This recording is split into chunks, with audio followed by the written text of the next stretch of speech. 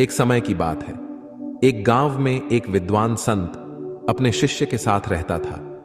जब वह संत मरने ही वाला था, तब उसने अपने शिष्य के कानों में कहा, बेटा, मेरी इस बात को हमेशा याद रखना कि जीवन में कभी भी बिल्ली मत पालना। शिष्य हैरान रह गया।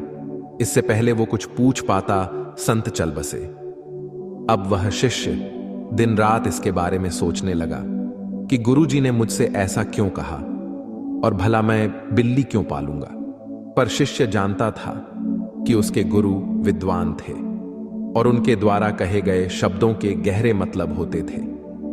एक दिन उसे अपने गुरु के मित्र का स्मरण हुआ।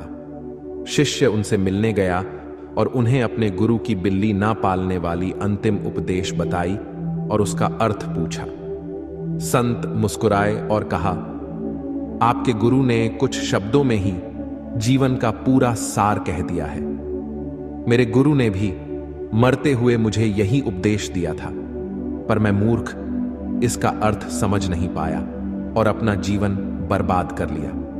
आज मैं इसका अर्थ तुम्हें समझाता हूं, तुम इसे बड़े ध्यान से सुनना। जब मेरे गुरु ने मुझे बिल्ली न पालने का अंतिम उपदेश दिया था, तब मैंने उसे व्यर्थ की बात समझ लिया और कभी उसका अर्थ जानने की कोशिश नहीं किया। फिर जब मैंने संसार का त्याग कर अपना संन्यास जीवन प्रारंभ करने के लिए वन में निवास करने लगा, तभी इसकी शुरुआत हुई।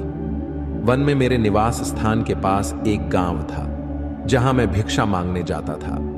जब मैं भिक्षा मांगने के लिए जाता था, तब चूहे मेरे कपड़ों को कुतर देते थे। एक सन्यासी होने के कारण मेरे पास सीमित कपड़े थे।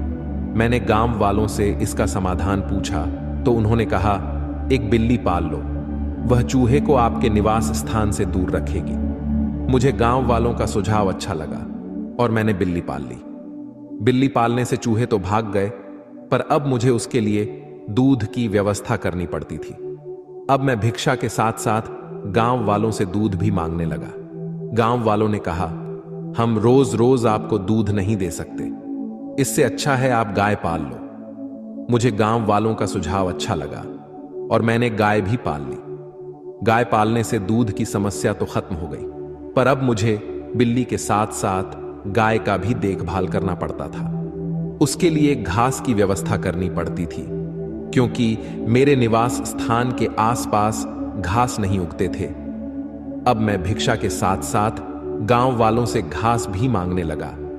फिर गांव वालों ने मुझे जो सलाह दी, उसी ने मुझे बर्बाद कर दिया।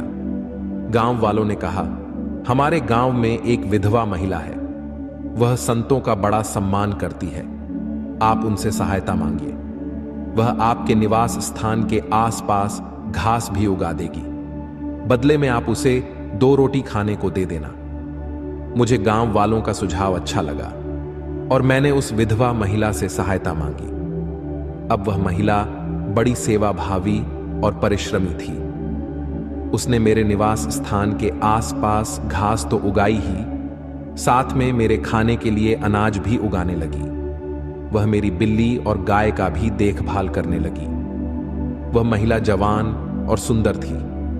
मुझे उससे प्रेम हो गया और हमने विवाह कर लिया। 1 साल बाद हमारा बच्चा भी हो गया। तब मैं सन्यासी नहीं रहा। लोगों ने मुझे ठरकी कहकर संबोधित किया और भिक्षा देने से मना कर दिया।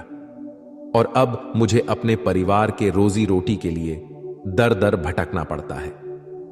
आपके गुरु ने कहा कि बिल्ली मत पालना। यहां बिल्ली ना पालने का अर्थ मन को छूट ना देने से है। मेरी इस कहानी में गांव वाले मन का प्रतीक है। जिस प्रकार मन हमें तरह तरह का प्रलोभन देता है, उसी प्रकार गांव वालों ने भी मुझे कभी बिल्ली, कभी गाय तो कभी स्त्री रखने का प्रलोभन दिया। अगर मैंने पहली प्रलोभन को ही ठुकरा दिया होता, अर्थात बिल्ली नहीं पाली होती, तो आज मेरी यह दुर्दशा नहीं होती।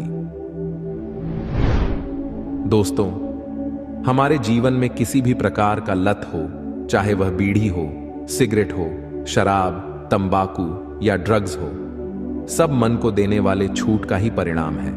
हमारा मन हमें कहता है, बस एक बार ट्राई करो, उसके बाद दोबारा कभी मत करना। ट्राई करने के बाद हमें उस काम में आनंद आने लगता है और फिर हमें उसकी लत लग जाती है। दोस्तों, इसलिए मन के पहले प्रलोभन को ही सख्ती के साथ ठुकरा दो। दूसरे शब्दों में कहूं तो बिल्ली मत पालो। कृपया इस वीडियो को अपने बच्चों और करीबियों के साथ अवश्य शेयर करें।